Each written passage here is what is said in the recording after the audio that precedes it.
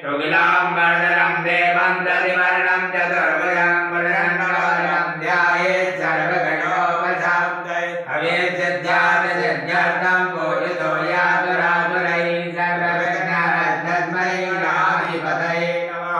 सर्वमङ्गलमङ्गल्ये शिवे सर्वार्थसाधिके शरण्ये त्र्यम्बके गौरी नारायणी नमोस्तुते।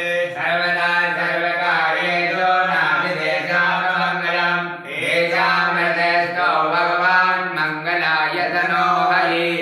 तदेव लग्नं सुदिनं तदेव ताराबलं चन्द्रबलं तदेव विद्याबलं देवबलं तदेव लक्ष्मीपते ते युगमस्मरामि। लाभस्तेषां जयस्तेषां कुतस्तेषां पराजया ईशानन्दिवरस्यामो हृदयस्थो जनार्दनाय यत्र योगेश्वरः कृष्णो यत्र पार्थो धनुर्धरः तत्र श्रीरवयो भूतभवानेतर